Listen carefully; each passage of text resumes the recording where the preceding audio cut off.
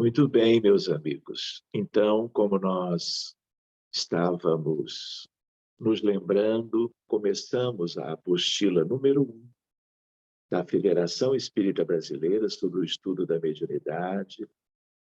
Nas últimas segundas-feiras já vimos alguns aspectos.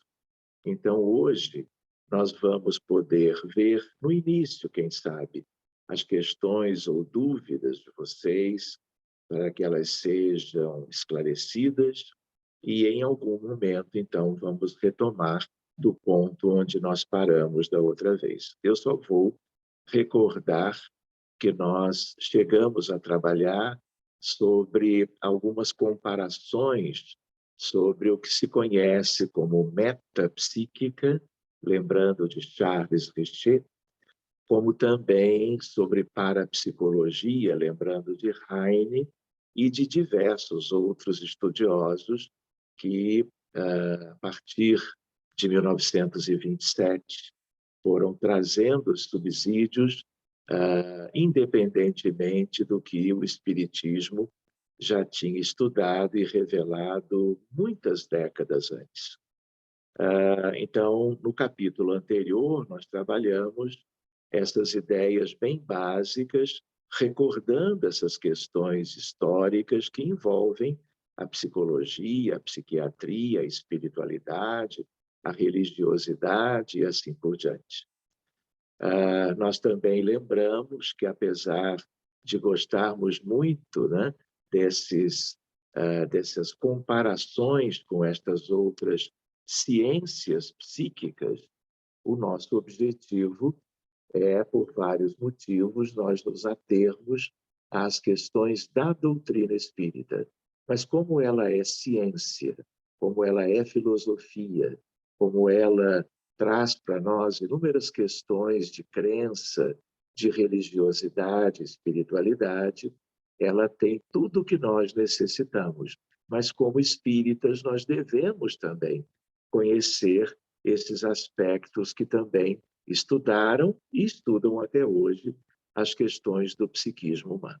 Antes de nós abrirmos para as perguntas e respostas, vale lembrar, não é? Algo que é da codificação kardeciana, a ideia de começarmos a estudar isto no Livro dos Espíritos, no capítulo da emancipação da alma, coisas importantes estão ali, e depois, no Livro dos Médiuns, a ideia de que os fenômenos psíquicos eles se dividem em fenômenos anímicos e fenômenos mediúnicos.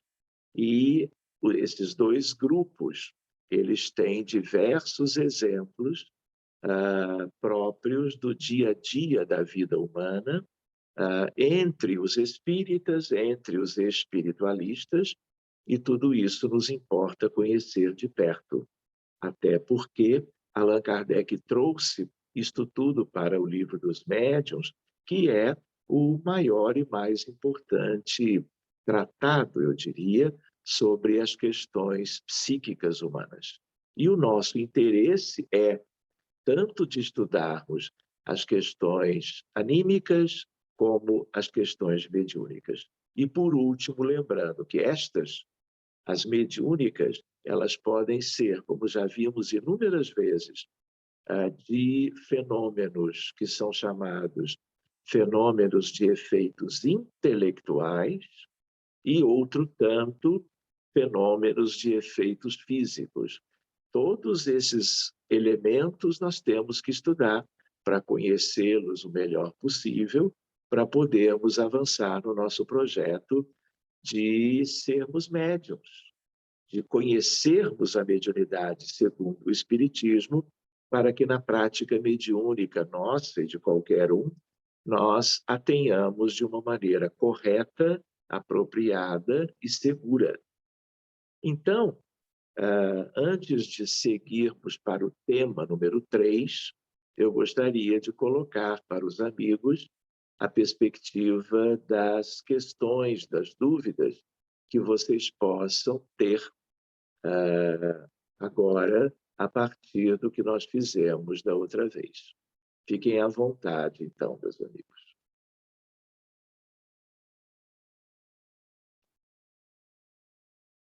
Então,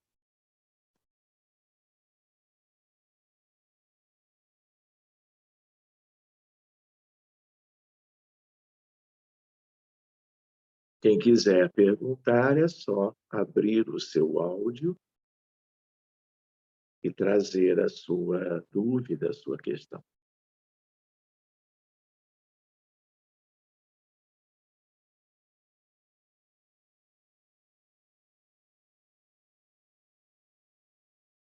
Muito bem. Então, já que, pelo visto, nós não temos perguntas agora, vamos voltar, então, para o nosso estudo programado. Mais adiante, mais para o final, quaisquer questões também poderão ser trazidas por vocês, tá bom? Então, o tema número 3, espero que todos vocês tenham a apostila consigo e agora ela aberta, né? Nós estamos, então, naquela que é a página número 35. Então, nós vamos vendo ali o método kardeciano de comprovação mediúnica. Vale lembrar que Allan Kardec viveu no século XIX, que a doutrina espírita ele trabalhou, não é, por codificá-la em meados desse século XIX. E, naquela altura, havia a ciência da época. E é claro que em 160 anos de lá para cá, mais precisamente 164 anos, desde 1857, com o Livro dos Espíritos, a ciência, de um modo geral, aqui na Terra, claro, ela avançou enormemente em quase que todos os campos, se nós pudéssemos subdividir a ciência de um modo geral, né? Então, nós devemos fazer esta análise agora, lembrando que nós estamos lá atrás, não é? Há mais de um século e meio. Então, a apostila nos fala sobre o método kardeciano, e ali nós podemos acompanhar observando. Vejam, ao longo dos tempos, a ciência vem legando ao homem uma série de conhecimentos que têm contribuído fundamentalmente para o progresso da humanidade, pela correta utilização da razão e do raciocínio formal e lógico. Com o Espiritismo, aprendemos com Allan Kardec, com ele, que a investigação, análise e conclusões dos fenômenos mediúnicos devem seguir dois fundamentos: a razão, tal como ensina a ciência, e o bom senso, segundo as diretrizes da intuição e da inspiração. Então, é importante nós entendermos que a mediunidade, nós já vimos isto, ela sempre existiu. Mediunidade não é coisa dos espíritas. Os espíritas, isso sim, a estudam de maneira própria, né? Procurando conhecer tudo da melhor forma e aprofundando sempre esse conhecimento. Mas mediunidade é algo da natureza humana, então sempre existiu. E Allan Kardec se depara com fenômenos que um ou outro conhecia, mas que naquela época de França, aqueles fenômenos iniciais, vamos dizer assim, foram os que chamaram muito a atenção de Kardec, de outros seus amigos e colegas, vamos dizer, no campo da ciência, da educação, e eles tiveram, como Kardec, o grande desafio para trazerem aqueles fenômenos para um estudo racional, não é? Trazendo aquelas questões mediúnicas para a área da ciência, porque todos lá sabiam que a ciência é que levaria isso adiante. E que, se não fossem aspectos analisáveis pelos princípios científicos, aquilo seria algo passageiro.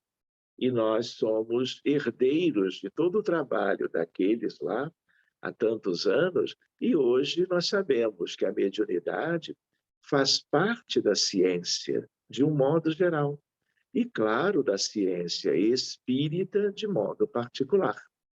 Então, nós não estamos longe das academias, nós não estamos longe de uma pauta tipicamente científica. E é isso que nós precisamos acompanhar, refletir, debater, estudarmos juntos, para que a nossa prática seja uma prática bem assentada nos princípios da ciência. Só temos que lembrar que é uma fenomenologia diferente. Os laboratórios para o estudo da prática mediúnica, dos fenômenos mediúnicos, não é um laboratório comum. Lembrando que fenômeno mediúnico implica na ação de seres invisíveis, de pessoas desencarnadas. E colocar essas coisas dentro do formalismo científico convencional não é tão simples. Mas vamos voltando, então, para a apostila.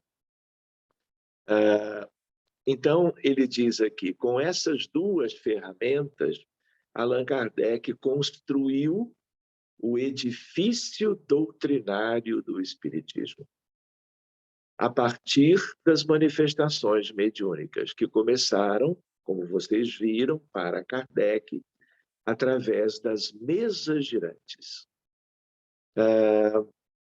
Algumas das quais manifestações mediúnicas muito singelas ou banais, mas que não escaparam à sua arguta percepção, desenvolvida ao longo de reencarnações sucessivas e na excelente formação intelectual e humanista que recebeu quando renasceu na França no século XIX.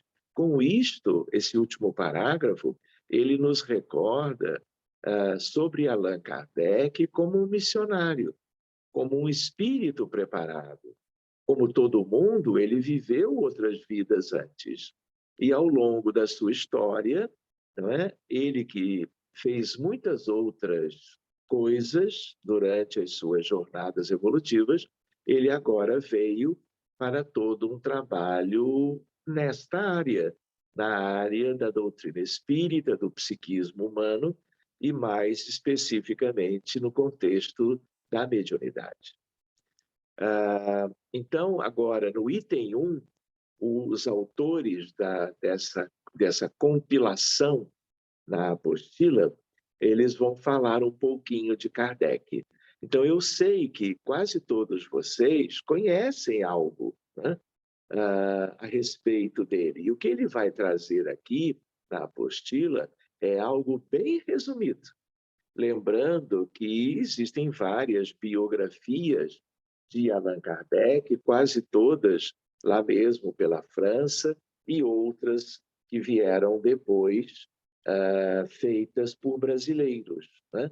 Por pessoas que viajaram à França, que pesquisaram muito e que deixaram livros biográficos sobre Allan Kardec. Um dia até nós podemos conversar um pouco melhor sobre isto, mas no item número 1, Allan Kardec e o uso do método experimental na investigação dos fatos espíritas. Então, primeiro ele traz o nome, Hippolyte Léon Denisard Riveil, um nome todo ele francês, claro, o nome do codificador da doutrina espírita. Mas como é que nós o conhecemos? Por Allan Kardec. E, aliás, é um pseudônimo, portanto, e que diz respeito a uma encarnação antiga, como druida, de Allan Kardec, onde ele era alguém dentro de uma comunidade e um determinado espírito revela isto por um médium a Allan Kardec e ele acaba usando este pseudônimo e as pessoas sabem que Monsieur Riveil é Kardec, mas hoje a grande maioria dos espíritas realmente utiliza apenas a expressão Allan Kardec para nos referirmos ao codificador. Nasceu na cidade de Lyon, que é a segunda mais importante cidade da França, depois de Paris. Até a data, às 7 da noite, por coincidência, é a data das nossas segundas-feiras, dos nossos estudos, no 3 de outubro de 1804. Portanto, nós já estamos há mais de 200 anos do nascimento de Kardec. Descendentes de antiga família lionesa, católica, de nobres e dignas tradições, foram seus pais Jean-Baptiste Antoine Riveio, homem de leis, juiz, e Jeanne-Louise de Ramel, a mãe de Allan Kardec. Ele desencarnou, essa é uma espécie de uma efeméride espírita, tanto a data, o 3 de outubro de 1804, o nascimento, como a sua desencarnação, o 31 de março de 1869, sendo que o último livro a que ele pôde se dedicar foi o livro A Gênese, publicado no ano anterior, 1868. Não é? Curiosamente, no finalzinho aqui da página 35, vocês estão vendo, não é, como referência bibliográfica, Vantuil, Zeus e Francisco Thyssen. Allan Kardec, meticulosa pesquisa bibliográfica. Então, alguns aspectos que estão aqui foram retirados desta que é, talvez, a mais, ou pelo menos uma das mais importantes biografias do codificador. Depois nós podemos falar sobre isto, mas exemplares desta biografia já foram colocados no nosso grupo para qualquer consulta, que, aliás, eu recomendaria muito que vocês se familiarizassem um pouco mais com a biografia de Kardec. E aí ele diz, Riveio realizou seus primeiros estudos em Lyon, até os 11 anos de idade. Quando ele completou 11 anos, ele vai levado pelos pais para pertinho da cidade de Genebra, num cantão francês de Genebra, para o Instituto Yverdon-les-Bains, onde exatamente ensinava e cuidava das crianças Pestalozzi. Então, dos 11 aos 19, quando então ele volta para Paris, 8 anos, Allan Kardec esteve se familiarizando com a metodologia educacional, pedagógica de Pestalozzi, que, aliás, existe até hoje em vários lugares do mundo e é reconhecido o método pestalozziano como um dos melhores até os dias atuais.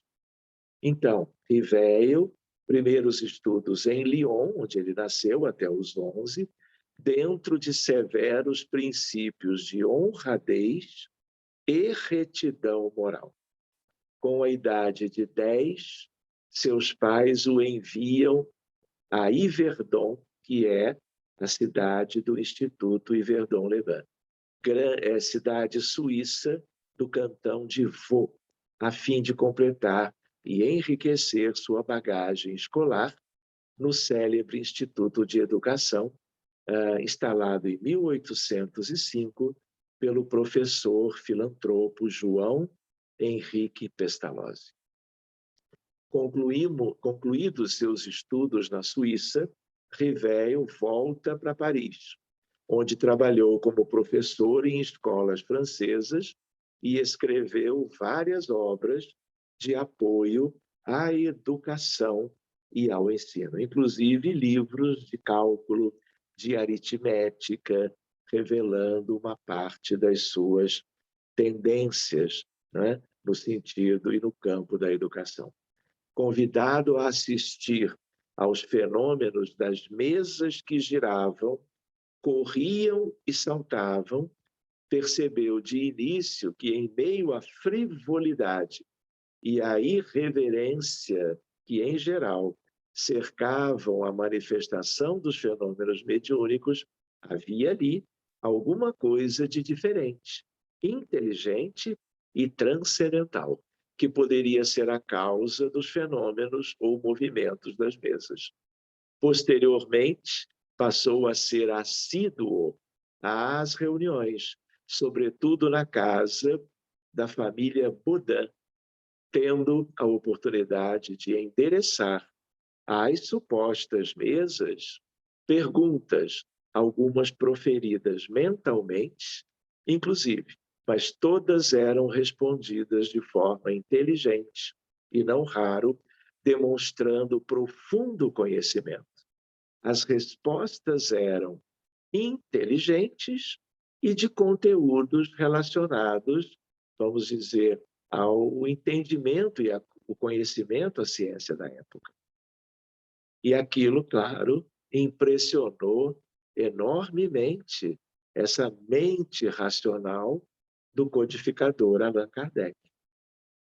E foi isto, né, esse conjunto de respostas, não é? Porque quando ele olhou por primeira vez, ele não entendia aquilo. Como é que uma mesa, não é? Como é que movimentos específicos poderiam trazer respostas inteligentes? Tinha que haver algo por detrás, né? E tudo isto foi vindo à tona pelas pesquisas dele junto de seus amigos franceses em Paris na época. Seguindo adiante, à medida que se inteirava do assunto, muitas indagações surgiram naturalmente. E aplicando o método experimental ou racional, Kardec procurava conhecer a fundo o significado desses fenômenos, como esclarece em Obras Póstumas. Diz ele, apliquei a essa nova ciência, como o fizera até então, o método experimental. Nunca elaborei teorias pré-concebidas. Observava cuidadosamente, comparava, deduzia consequências. Dos efeitos, procurava remontar às causas, por dedução e pelo encadeamento lógico dos fatos, não admitindo por válida uma explicação, senão quando podia resolver todas as dificuldades da questão. Compreendi, antes de tudo, a gravidade da exploração que ia empreender. Percebi naqueles fenômenos a chave, vejam só, do problema tão obscuro e tão controvertido do passado e do futuro da humanidade. A solução que eu procurara em toda a minha vida. Era, em suma, toda uma revolução das ideias, nas ideias e nas crenças. Era preciso, portanto, andar com a maior circunspecção e não levianamente, ser positivista e não idealista, para não me deixar iludir. Ao aplicar a ferramenta do método científico em suas análises, Kardec chega a duas conclusões de imediato. E nós estamos ainda vendo não só obras póstumas, mas aspectos da biografia que eu comentei. O simples fato da comunicação com os espíritos, dissessem eles o que dissessem, provava a existência do mundo invisível ambiente. O segundo ponto, não menos importante, era que aquela comunicação nos permitia conhecer o estado desse mundo, seus costumes. Que mundo? O mundo espiritual, Porque o mundo físico, o mundo material, qualquer um pode conhecer, estando como qualquer encarnado em qualquer lugar do mundo. Mas mundo espiritual, mundo invisível, não é? É outra questão. E é claro que ele se valeu da mediunidade de diversos médiuns na França e no mundo todo, algumas expressões mediúnicas que aconteceram pertinho dele, porque várias médiuns e médiuns muito jovens, filhos dos seus amigos, ele conheceu e com eles ele trabalhou durante anos a fio. Então, a partir das mesas, as coisas foram ganhando todo um aprofundamento, toda uma ampliação para que ele, então, pudesse conhecer essa realidade na área mediúnica como poucos, né? Naquela época. Então, reparem, no livro A Gênese, 1868, ele reafirma como realizou o trabalho de investigação dos fenômenos mediúnicos e as conclusões obtidas em seguida publicadas nas obras básicas da codificação. 2 pontos. Como meio de elaboração, o Espiritismo procede exatamente da mesma maneira que as ciências positivas, isto é, aplicando o método experimental. Quando fatos novos se apresentam, que não podem ser explicados pelas leis conhecidas, ele os observa, compara, analisa e, remontando dos efeitos às causas, chega à lei que os preside. Depois, lhes deduz as consequências e busca as aplicações úteis, claro. Não estabeleceu nenhuma teoria preconcebida, assim, não estabeleceu como hipótese a existência e a intervenção dos espíritos, nem o perispírito, nem a reencarnação, nem qualquer dos princípios da doutrina. Concluiu pela existência dos espíritos quando essa existência ressaltou evidente da observação dos fatos, procedendo de igual maneira quanto aos outros princípios. Em suma, não foram os fatos que vieram depois confirmar a teoria. A teoria é que veio subsequentemente explicar e resumir os fatos. Muito bem, então esse é o item 1, para que nós nos situemos nessas questões lá de mais de 1,5 século atrás. Então, nós podemos fazer uma breve pausa no estudo da apostila e abrir, se vocês desejarem, para questões sobre o que nós estudamos desde o início da apostila até o início deste tema número 3. Então, de novo, fiquem à vontade se desejarem questionar ou trazerem alguma reflexão.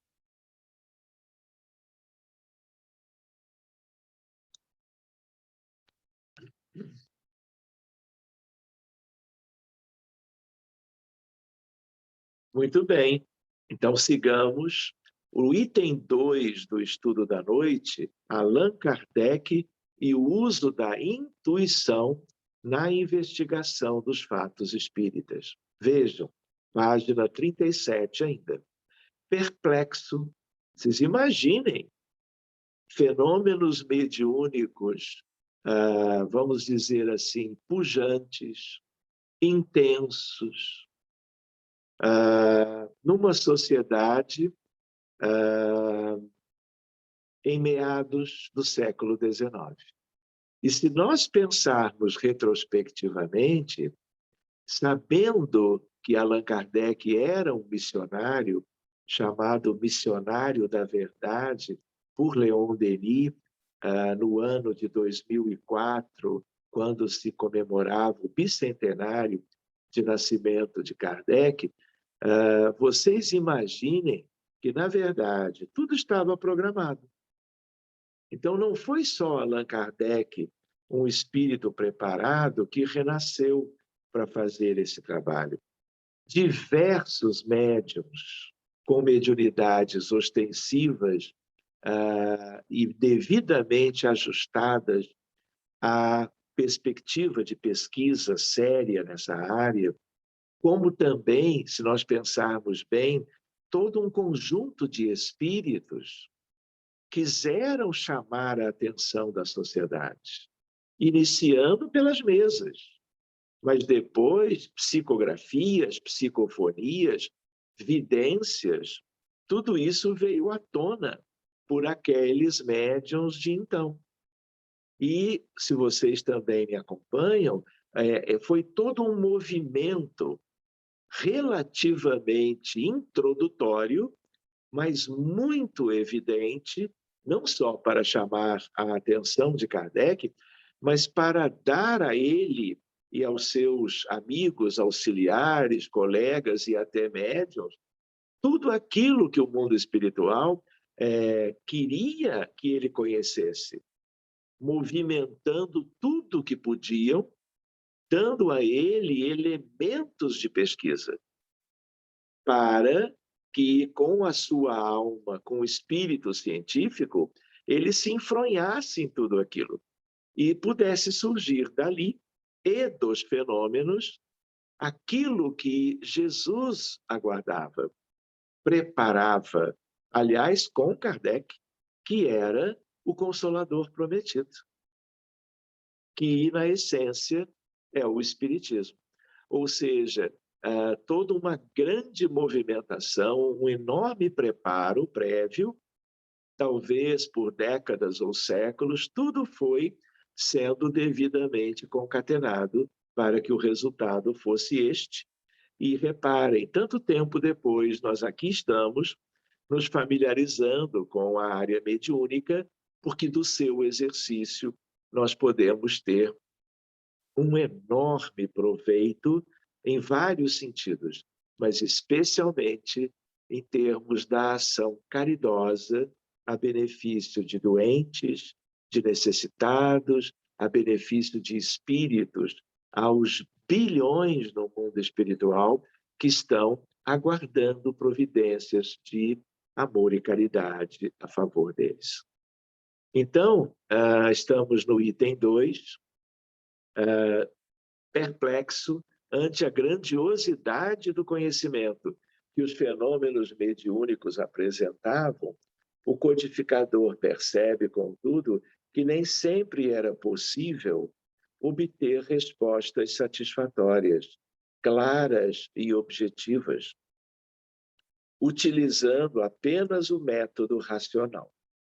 Teve, então, a feliz ideia de associar à metodologia científica instrumentos da percepção extrasensorial, como diríamos nos dias atuais, guiando-se pela intuição, faculdade que lhe era bem desenvolvida. Allan Kardec não era médium ostensivo, ele era médium intuitivo, de mediunidade sutil. Definiu inovador método racional e intuitivo, misto, portanto, de investigação do fenômeno mediúnico. A intuição, diga-se de passagem, é uma modalidade ou aptidão psíquica muito comum no ser humano em geral, nos médiuns em particular, e em especial nos psicógrafos e psicofônicos.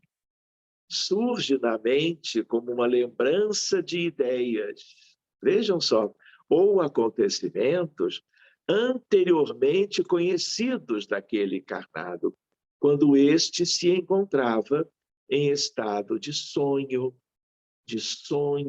e até no sentido de reminiscências de suas vidas anteriores, portanto, lá devidamente instaladas na sua memória profunda do seu inconsciente ou subconsciente, independente da terminologia psicológica. A intuição manifesta-se também quando o médium consegue captar mentalmente e de forma sutil ideias e sentimentos transmitidos pelos espíritos. Aí já uma tendência mais para a mediunidade. Assim, o médium intuitivo escreve o pensamento que lhe é sugerido instantaneamente sobre um assunto determinado e provocado, e surge, então, uma mensagem psicográfica. Então, nós já vimos isto na apostila 2, que um dia vamos voltar a ela, a ideia de uma psicografia com uma mediunidade mais intuitiva, sutil, até aquela que é a psicografia automática, aquela mecânica em que o espírito toma o próprio corpo como um todo, ou parcialmente, para fazer a escrita, às vezes até com a letra do desencarnado. E no meio dos dois extremos, a semimecânica, também com várias nuances, porque tudo isso é muito individual, tudo isso é muito assim como que caso a caso. Não existem dois médiums iguais, porque não existem dois espíritos com a mesma história, com a mesma familiaridade, com as mesmas tendências. Então, é claro, existem como que divisões didáticas dos fenômenos, mas existem matizes, né, em torno daqueles aspectos mais fundamentais. E, por último, número 3, o método racional intuitivo de comprovação mediúnica. E aí nós finalizamos. Proposto por Allan Kardec para a interpretação dos fenômenos mediúnicos, o método racional intuitivo é a hábil associação de instrumentos científicos de observação, registro e processamento de dados com os recursos da intuição, a fim de elaborar uma ou mais conclusões a respeito de um fato ou acontecimento. No início de suas pesquisas, o codificador utilizou o método racional intuitivo para melhor compreender a origem e razão de ser das manifestações mediúnicas que ocorriam abundantemente na sociedade parisiense da época. Mais tarde, esse método foi aplicado, dentre outros, para, item A, classificar e qualificar a faculdade mediúnica. B, entender o papel dos médiuns na comunicação mediúnica, sua influência moral e a do meio onde vivia, as contradições mediúnicas, falsas e verdadeiras, e as mistificações. C, explicar a relação espírito-médium e, no caso, a ação anímica do médium, necessária e desnecessária. D de dado, definir tipos e graus da influência dos espíritos no mundo físico e de como neutralizar, evitar a ação dos espíritos inferiores.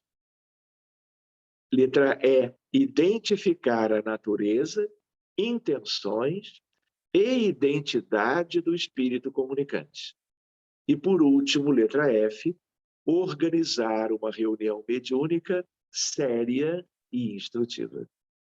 Então, reparem, se nós lemos esse parágrafo ou o relemos a seguir, nós temos praticamente tudo o que há em O Livro dos Médiuns, mas não só. Também, em outros momentos e textos da codificação, temos também muito destas questões na Revista Espírita, e é algo que nós temos que fazer a leitura mais cedo ou mais tarde. Eu vou brincar. Se não fizermos nesta vida reticências. Então, meus amigos, aqui nós temos neste parágrafo uma síntese do Livro dos Médiuns. E também para nós que queremos nos enfronhar na área mediúnica, um roteiro do que importa, como uma síntese, portanto, do que nós, trabalhadores, dirigentes, cooperadores, médiuns, vamos dizer, ostensivos ou médiuns mais sutis, né? Devemos nos preocupar, não como uma preocupação que nos iniba, né? Que possa ser algo que dificulte a nossa atividade mediúnica, ou a atividade dos nossos colegas numa reunião qualquer. Mas, pelo contrário, uma postura, uma atitude nossa de cautela, de prudência, de análise, mas recebendo todo o material do mundo espiritual num primeiro aspecto de braços abertos. Pois bem, reparem, todas essas informações serviram de referência para, antes do Livro dos Médiuns, a edificação da doutrina espírita, partindo do Livro dos Espíritos, escrito na forma de um código, foi posteriormente desdobrado ou decodificado nas demais obras básicas, e aí vem Livro dos Médiuns, Evangelho segundo o Espiritismo, o Céu e Inferno e a Gênese. Um ponto relevante que não deve passar desapercebido é aquele que a nova ordem de conhecimentos trouxe no seu bojo, a questão moral. E é dessa forma que os nossos amigos da FEB, da apostila, vão concluir o capítulo, a questão moral. Esta é revelada como a verdadeira fortaleza da doutrina espírita, que, a rigor, deve transformar o indivíduo para melhor. Daí Kardec afirmar: o mais belo lado do espiritismo é o lado moral. É por suas consequências morais que triunfará, pois aí está a sua força, pois aí ela é invulnerável. Outro ponto de capital importância, que jamais deve ser esquecido, amigos, pelos espíritas, é que a referência moral do espiritismo está contida no Evangelho de Jesus. A moral que os espíritos ensinam é a do Cristo, em virtude de não haver outra melhor. Significa dizer, em outras palavras, 2 pontos. Não, o Espiritismo não traz moral diferente da de Jesus. Por isso que nós chamamos, né, cristianismo redivivo, evangelho redivivo. Os Espíritos vêm não só confirmá-la, quem? A moral de Jesus, mas também nos mostrar a sua utilidade prática. Tornam inteligíveis e patentes verdades que só haviam sido ensinadas sob a forma alegórica. Então, quando Jesus dizia há 2000 anos: eu já vos tenho ensinado muitas coisas, mas em outra época, tudo aquilo que eu não posso lhes revelar por agora, vos será revelado no futuro. E aí tudo será esclarecido. Então, este consolador que traria a verdade, que seria dito de outra forma, o Espírito de verdade conosco, que é o próprio Cristo, segundo alguns, é João Batista, o precursor, segundo outros, é Jesus de volta. Por isso que faz todo o sentido a relação da doutrina espírita com o Evangelho de Jesus. Então, o espiritismo é ciência, claro. A mediunidade é o aspecto fundamental científico da doutrina. mas tudo o que importa é a evolução moral da humanidade através do Espiritismo como, vamos dizer, ciência e caminho, pois a meta é a evolução moral de qualquer um de nós e da humanidade inteira, quando o Espiritismo puder ser conhecido de todas as nações, de todas as culturas, de todos os povos. E para finalizar, está na doutrina espírita. Os espíritos vêm não só confirmá-la, mas também nos mostrar a sua utilidade prática. Tornam inteligíveis e patentes verdades que só haviam sido ensinadas de forma alegórica, por parábolas especialmente. Aliás, as parábolas de Jesus, que estão desde há 2000 anos nos evangelhos de Mateus, de Marcos, de Lucas e de João. E juntamente com a moral, trazem-nos a definição dos mais abstratos problemas da psicologia. Pois Jesus veio mostrar aos homens o caminho do verdadeiro bem. Então, meus amigos, com estas últimas observações, no final estamos na página número 39 da nossa apostila número 1, e lá adiante, na próxima semana, nós vamos entrar num capítulo muito bonito também, que é o tema 4, Espírito, Matéria e Fluidos.